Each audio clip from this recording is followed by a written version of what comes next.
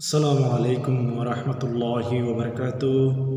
সুপ্রিয় প্রভাত সময়ের শ্রোতা বন্ধুরা, আশা করছি আল্লাহর অশেষ রহমতে আপনারা সবাই ভালো আছেন। প্রভাত সময়ের আজকের এই ভিডিওটিতে আপনাদের সবাইকে স্বাগত।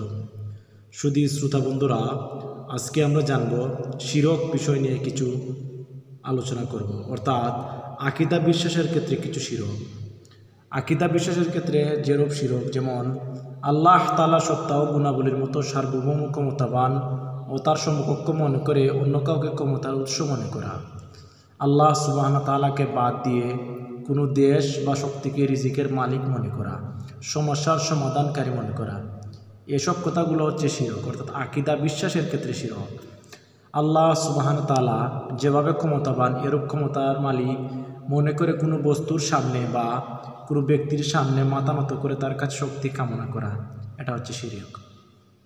ইবাদতের নিয়তে আল্লাহ সুবহানাহু ওয়া তাআলা ছাড়া কোনো ব্যক্তি বা স্থানকে সিজদা করা, এটা হচ্ছে শিরক। আল্লাহ ছাড়া কোনো ব্যক্তি বা বস্তুর নামে মানত করা, অর্থাৎ নিয়ত করা, বা আমরা বিভিন্ন কিছু বলে থাকি যে এই নিয়তে এই মানতে আমরা অনেক কিছু দান করব। আল্লাহ ছাড়া কোনো ব্যক্তি বা বস্তুর নামে মানত করা বা নিয়ত করা, এটা হচ্ছে শিরক।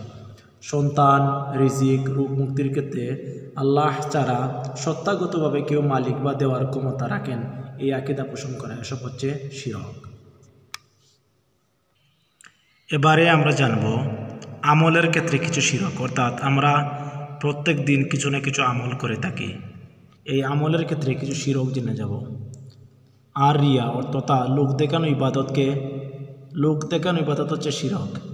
আল খাউফ তথা আল্লাহকে ভয় না করে কোনো মানুষকে ভয় করে ইবাদত করা, ইবাদতের গুরুত্ব না দিয়ে মন গড়াভাবে এমন কোনো ভ্রান্ত পীর ফকিরের অনুসরণ করা যারা বলে ইবাদতের প্রয়োজন নেই, এ সকল কথা মনোভাব করাই হচ্ছে শিরক। অন্য মানুষের ক্ষতি সাধনের উদ্দেশ্যে জাদু মন্ত্রণা প্রয়োগ করা, অর্থাৎ মানুষের ক্ষতি করা, জাদু মন্ত্রণা করে যারা তাবিজ কবজ করে অন্য মানুষের ক্ষতি সাধনের উদ্দেশ্যে জাদু মন্ত্রণা প্রয়োগ করেন, সব কিছু হচ্ছে শিরক।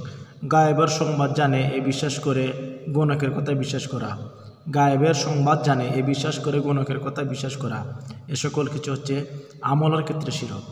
শুধু শ্রোতা বন্ধুরা, এই হচ্ছে আকীদা বিশ্বাসের ক্ষেত্রে শিরক এবং আমলের ক্ষেত্রে কিছু শিরক। এ সকল শিরক থেকে আমরা বেঁচে না থাকলে আমাদের ইবাদত দোয়া কিছুই কবুল হবে না এবং মহান আল্লাহ পাক আমাদেরকে কখনোই মাফ করবেন না। শিরকের এই গুনাহগুলো আল্লাহ কখনোই মাফ করেন না যদি না বান্দা মন থেকে তওবা না করে। তাই আমরা চেষ্টা করব এ সকল শিরক থেকে দূরে থাকার এবং মহান আল্লাহ সুবহানাহু ওয়া তাআলাকে মনে প্রাণে এক ও দ্বিতীয় মনে করে ইবাদত বন্দী করে তার হুকুম আহকাম মেনে চলার। শুধু শ্রোতা বন্ধুরা, এই পর্যন্ত আপনারা ভালো থাকুন, সুস্থ থাকুন এবং এই ভিডিওটি থেকে উপকৃত হলে এবং কোনো কিছু শিখে থাকলে আমাদের পাশে থাকবেন। এই পর্যন্ত আপনারা ভালো থাকুন। আসসালামু আলাইকুম ওয়া রাহমাতুল্লাহ।